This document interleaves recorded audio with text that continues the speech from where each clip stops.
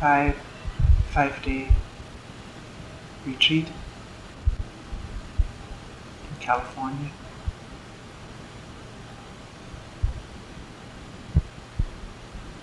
We will start today with something somebody brought up in a meeting and see where we'll go with it together.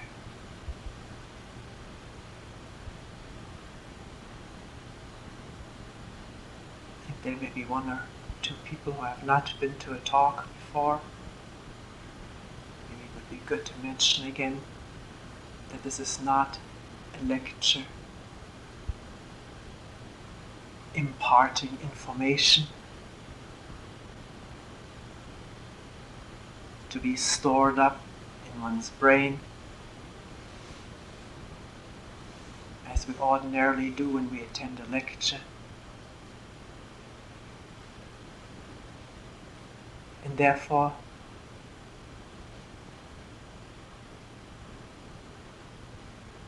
it needs a special kind of listening. Not listening with the comparative mind that compares what is being said with what one already knows, has heard from others. Not with the evaluative mind.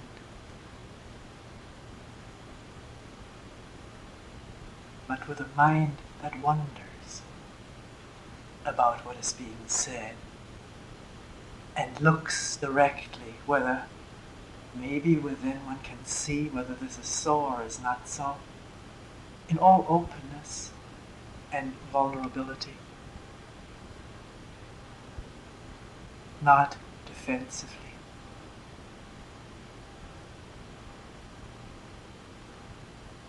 If something does not make sense, and one does remember it afterwards, write it down, and we can talk about it in a meeting. Start all over again from the beginning. Go through it together.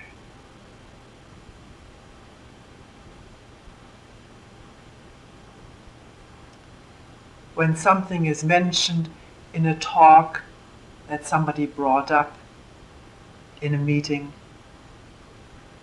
there is no verbatim recollection of what was said, and it is also not necessary or intended to be so.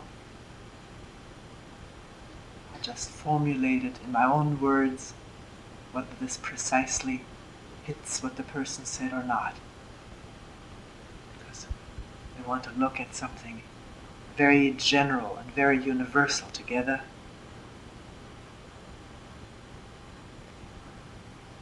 What was brought up was that as I listen to the news, hear about what is going on in Salvador or in the Middle East or throughout the world, and I see how other people get involved in it or angry about it, I find that I myself am indifferent. And then hearing you talk about awareness, listening to the birds, the breeze, and the trees, or awareness of what goes on with the breathing or whatever happens to be going on within, that does not seem to be enough in the light of this indifference toward what is going on in the world.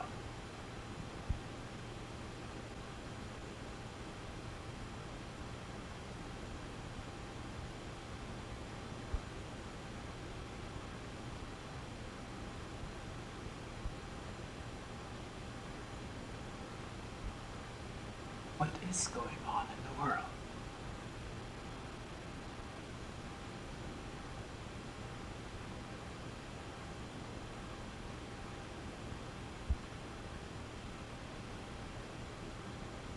It's extremely complex, and it is also very simple. It is human beings fighting human beings.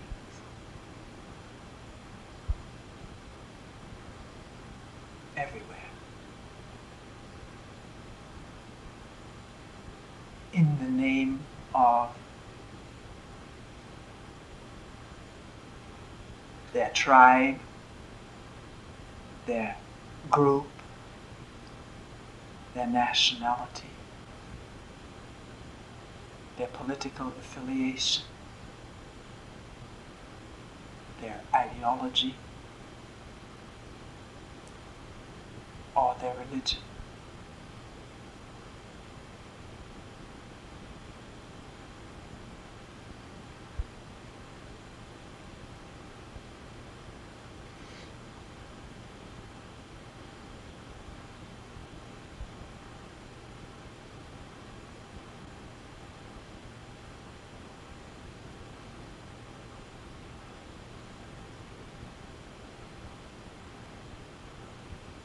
And if one flashes back over the centuries, we have all studied history in school, and today it seems amazing to me to realize that the study of history as it was pounded into us, as we had to regurgitate it on tests, was to a high percentage remembering the dates of wars and who won and who lost, and then the next one. Traveling through countryside in different countries, there are the honored cannons displayed on green grass, commemorating this or that war, or the honored dead.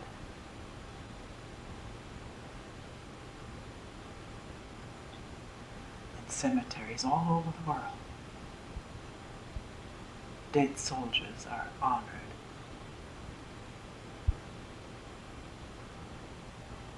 It almost seems as in preparation for the next war to keep this profession going.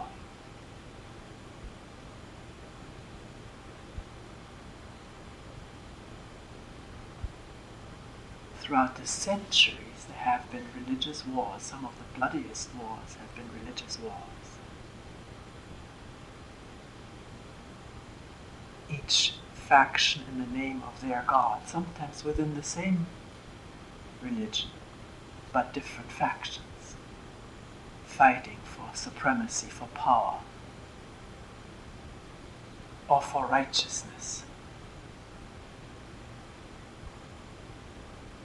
Why are we doing that?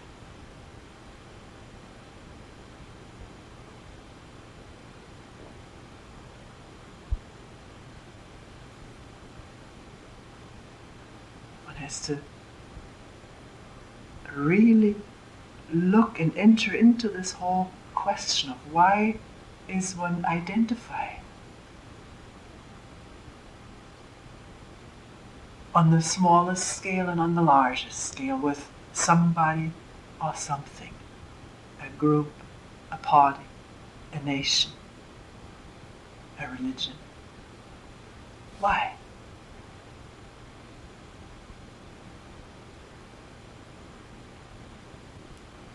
Of course, one may say, I'm not identified with it, it's just helpful to me.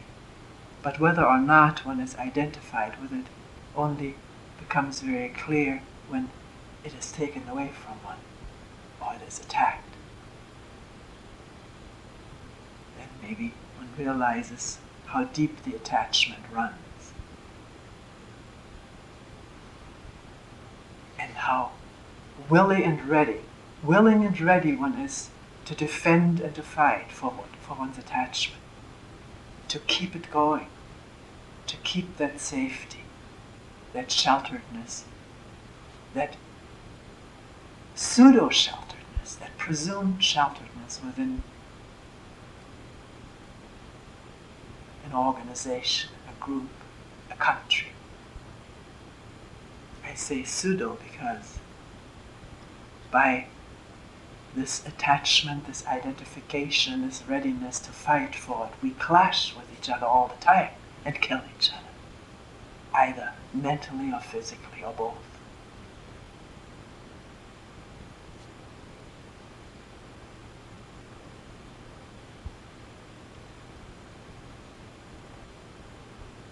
Why does an individual human being seek comfort, shelter, identity in something larger?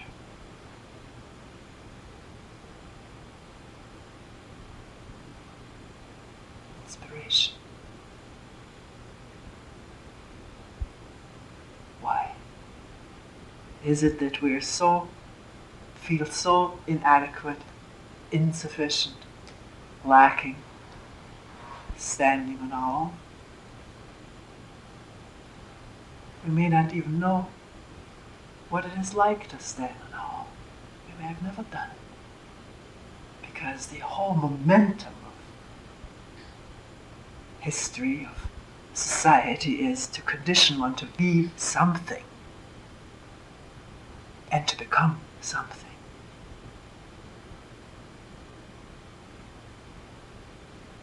I just recently talked to a man who we visited on our travel out west, who has inherited a little bit of money and doesn't have a particular job. And is mentioning how difficult it is, uncomfortable to constantly meet this question, what are you? What are you doing?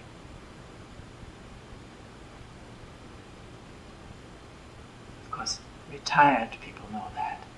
They're immediately asked, what are you doing with your time? Where do you belong to? Are you now a senior citizen? Being something.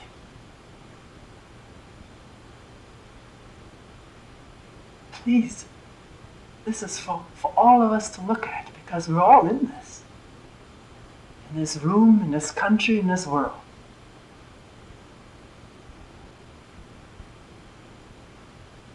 Having an image, or many images of what we are, and finding comfort in those images, and defending them when they are assaulted or hurt, not taken seriously or humiliated. Then anger or pain, hurt wells up throughout the system, and the system rallies to defend or to attack. One can observe this in oneself minutely.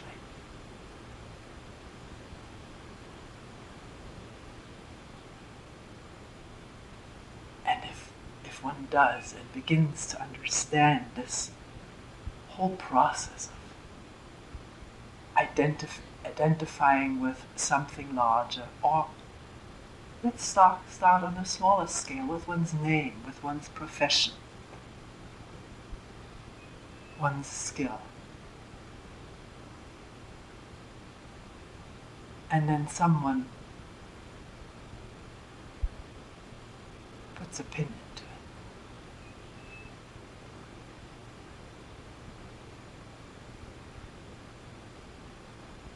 Makes a snide remark. Or talks about somebody who has much more talent, who is much better. What happens?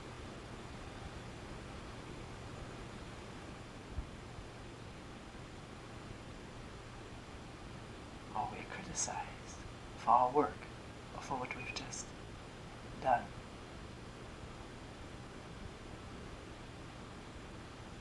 Doesn't the self-image smart and ache and hurt? Because you'll say, wait a minute, an image doesn't hurt. All right, the image is connected with everything that the body can offer in ways of organs, glands, and muscles, and the juices that are poured out when triggered.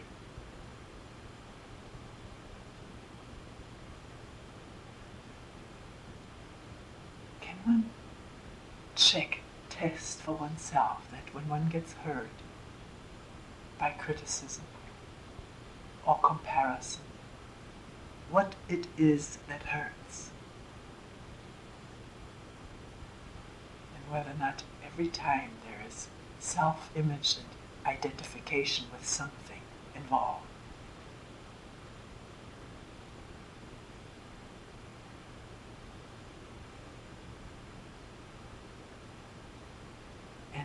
please, this is not said to talk negatively about human beings. It is to reveal within ourselves the truth of how we live, how this mind and body work, so that there can be insight and understanding. And maybe through this insight and understanding, a freedom from all of these programs, all of these conditionings.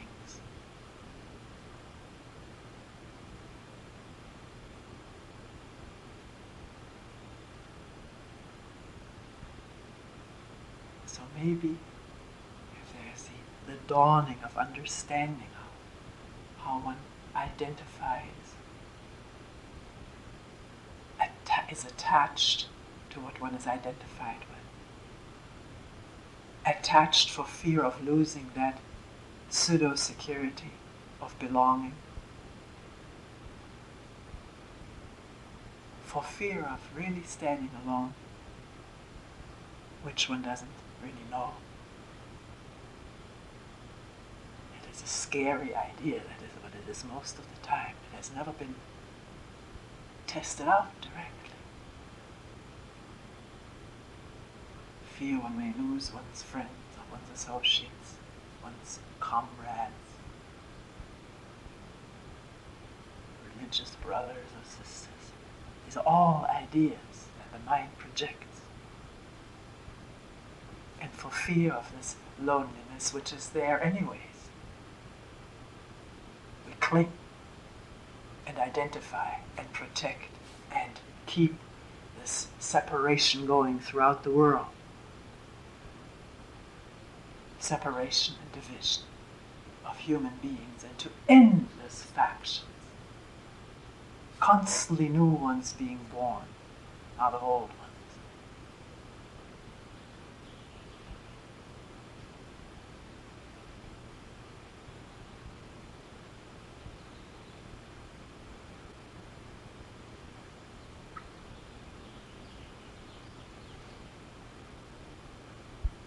We said a while ago that maybe at the basis of this need to join or to belong lies the feeling of one's personal insufficiency or inadequacy, lack of something or other. Why do we have this feeling of insufficiency? Where does it come from?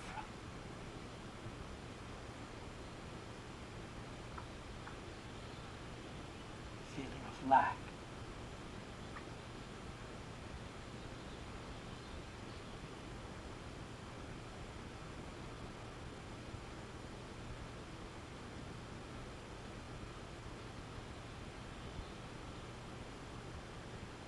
Is it maybe that having this strong and most of the time unquestioned conviction that one is an individual entity, the source of it all? An individual entity cut off from everybody else.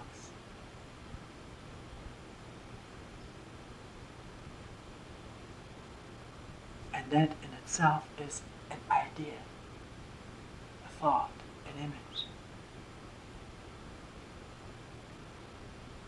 You can say, well, wait a minute. There's something here that's sitting here, and it's certainly not fused with this and this. No, we're not one fused body of bodies. There are different bodies. But an expert, a medical expert, will tell one that there are far more similarities than differences. Out on a limb here.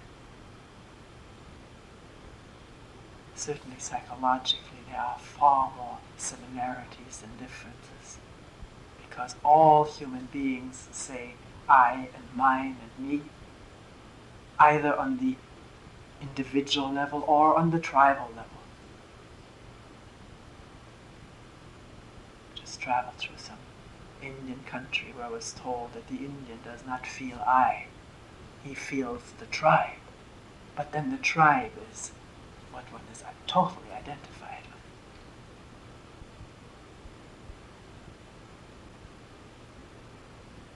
And I'm not saying it's right or wrong, but it is the root cause of collision. When one tribe covets the land or the fruit or the people of the other.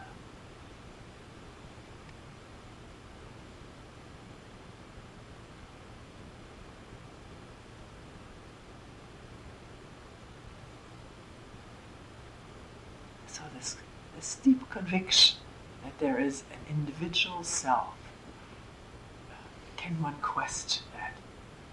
Unconditionally question it and observe it.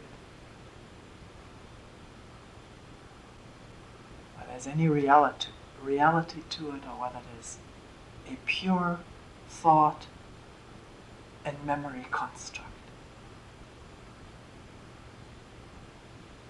which can control the whole organism with its fears, desires, pains, sorrow, ambitions, pleasures.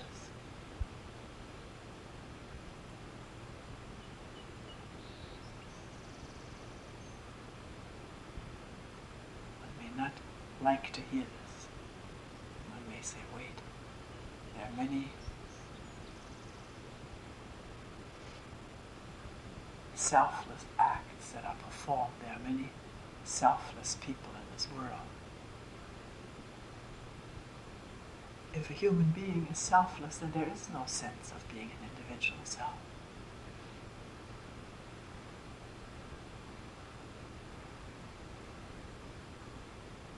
Therefore, no conflict, no collision, no jealousy. But a lot of the things that we do in the name of altruism or unselfishness, if one is very honest, takes it under the magnifying glass as it comes up, one will realize that there is self-gratification involved in doing so-called unselfish deeds. It is a way of filling that lack, of feeling that one is doing something meaningful to help others.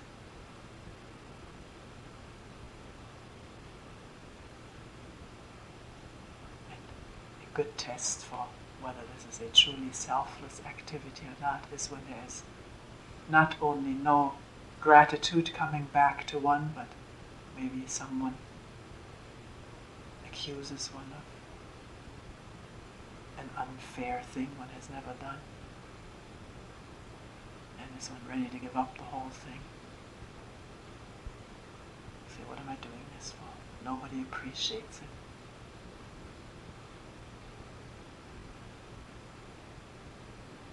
Selflessness means requesting nothing to come in return, expecting no return, not as a matter of principle, but because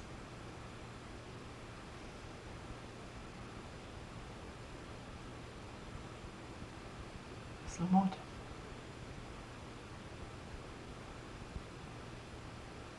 To get something out of it. Because there is no feeling of lack. Because there is not this divisive feeling of self. The separating feeling of self, which in itself is insufficient.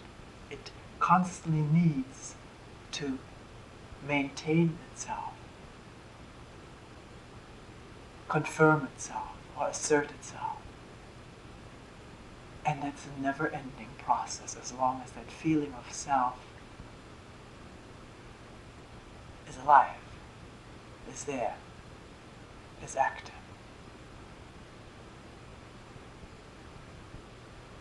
Maybe dormant for a while, when one is blown away by something, but it comes back, wanting that thing that happened, that experience of being blown away, wanting that to continue. Or to come back. That's the self at work? Can one observe all of that with an awareness which does not judge, does not evaluate right or wrong, just sees what is actually happening within and without. And in such factual, impartial observation, it will become very clear that what is going on in the world is also going on within oneself. That the world and me are not two unrelated ongoings. The world is made up of millions of people like me and you and all of us. This is the world. Very much alike in their physical and psychological structure, and all saying me and mine, and feeling that way.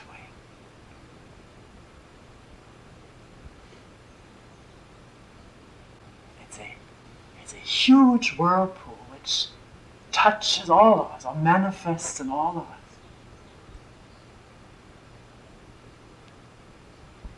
This whirlpool of self-centeredness.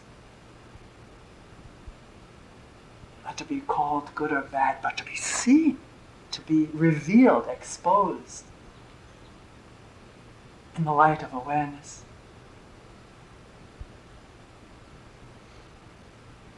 Which knows neither condemnation nor praise.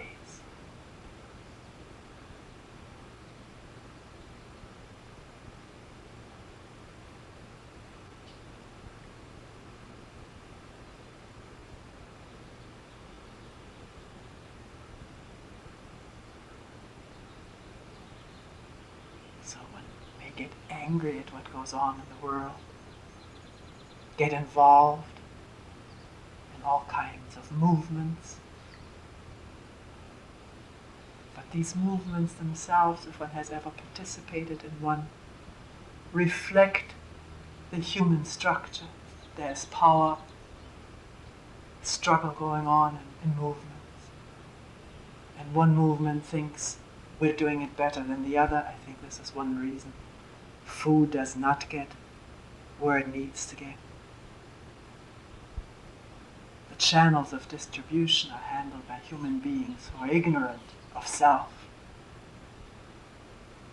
unaware, or partially aware, and yet the greed or the ambition or the drive for power is stronger than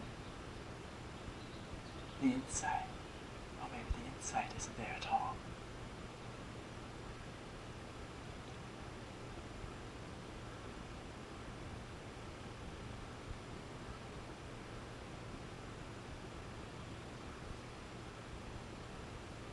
Which doesn't mean I'm speaking out against movements.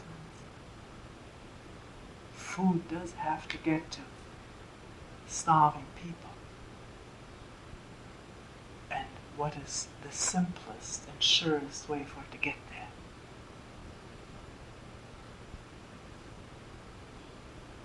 And is that the only way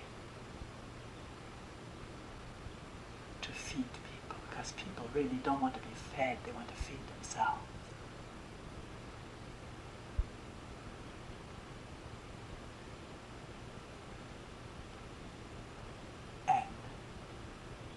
As an aside, in our affluent countries, there is also starvation.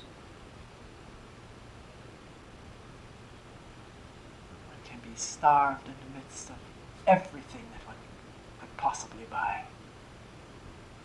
Own it and still be starved for love, affection, care, when it is not alive in oneself.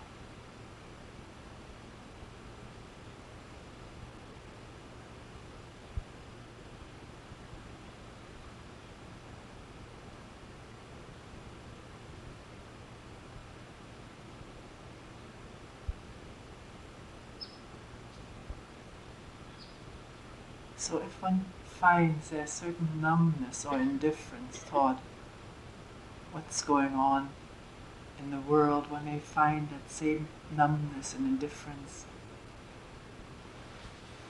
is there when looking within, and that may be a defense, a fear of discovering what is really there, which is discoverable for any human being who wishes to discover who and what one is from moment to moment. It's not difficult to discover greed when one stands in front of a pot of soup, hungry, with lots of people there. Maybe one has ladled out one's dish and has stepped away for a moment and somebody else has taken it. How would one feel? Is it difficult to discover the feelings at that moment? They're there to be looked at, not to be brushed aside.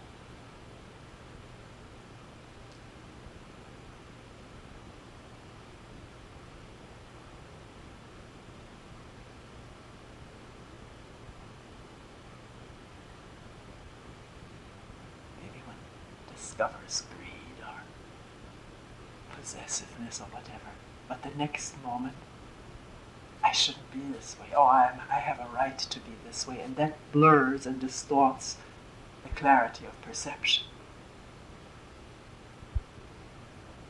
Then one lives in ideas and ideals again of what one should be or shouldn't be. Where it is so essential, so utterly vital to find out how one actually is this instant. In relationship or alone. A lot of stuff comes out in relationship that does not come out when one lives alone.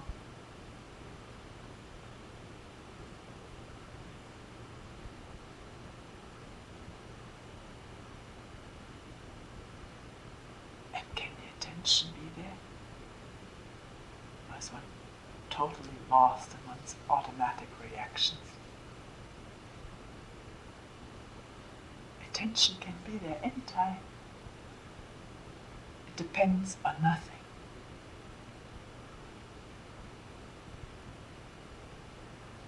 And if attention is there from moment to moment, not all the time, that's an idea. All the time is an idea and an ideal.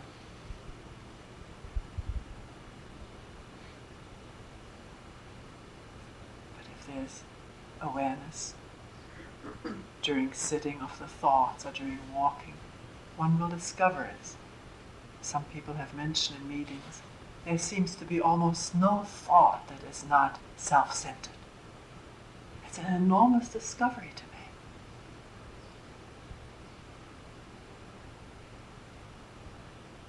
It shatters all images. And then is the mind clamoring and struggling to build up a new one out of the broken pieces?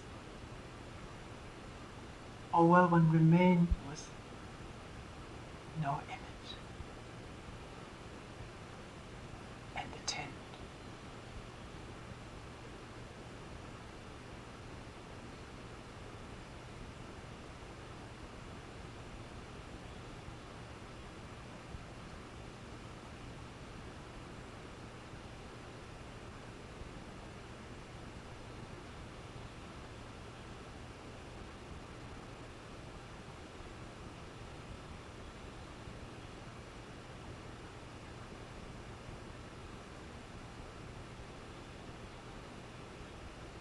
One person who came to a meeting said, I don't really know what love is.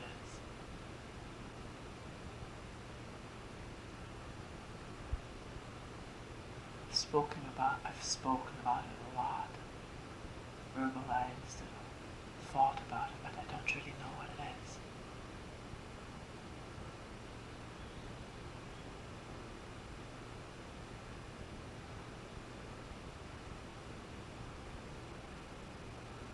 I think if one watches carefully one's thoughts and ways of acting, talking.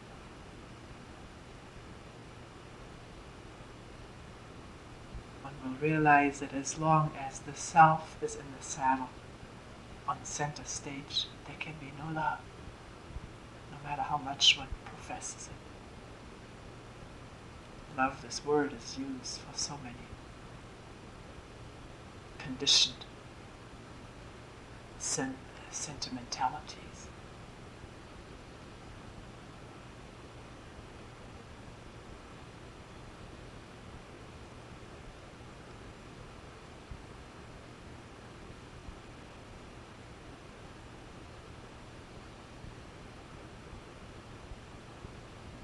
As long as there's this overriding sense of self that needs its gratification, its affiliations, its protections, its confirmation and assertions, how can there be love? It doesn't go together.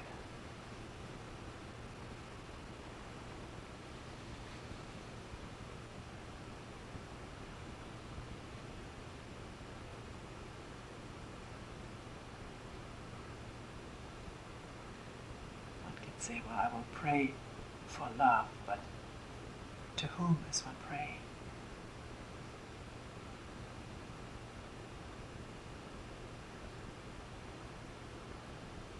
Isn't that too a creation of thought?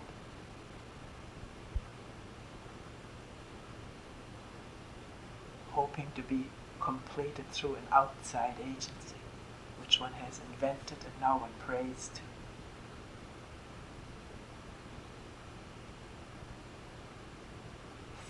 Think it through for yourselves.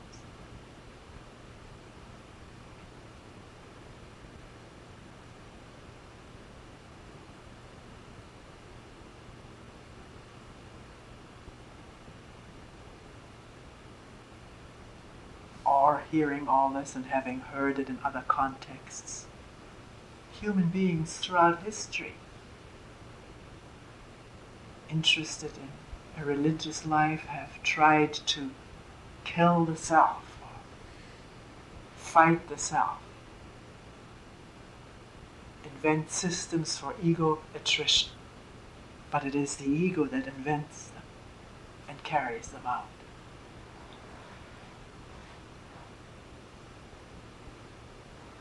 And it's a plain fact that the self cannot kill the self, because what's left over is still self, the victor, the one who has overcome a new image.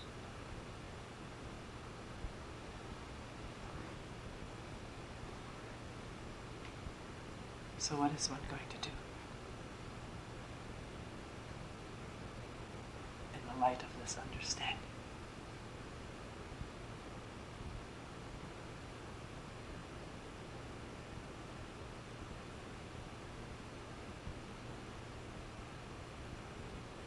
Realize that anything one does is still caught in this whirlpool of wanting to become something or unbecome something.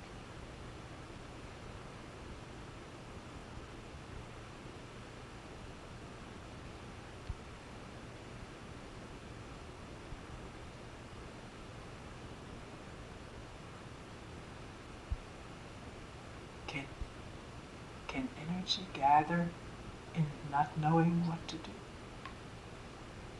and just be there?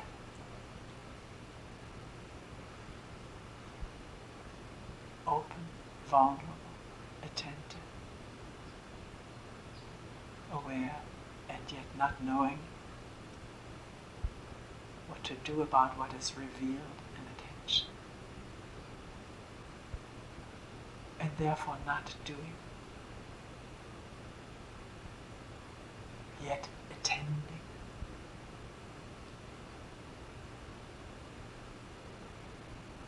Superficially and profoundly.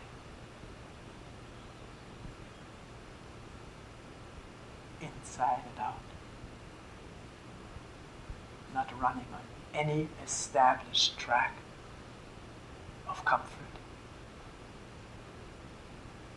No tracks.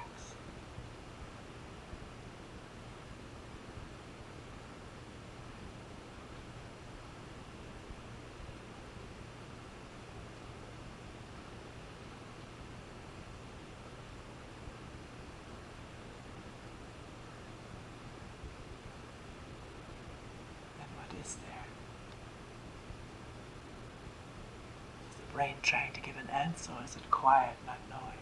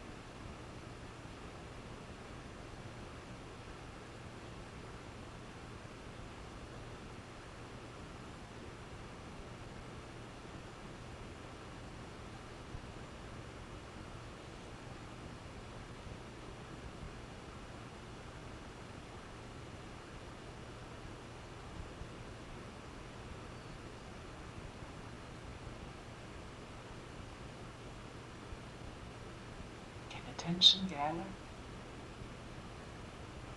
Can energy gather in attention without knowing?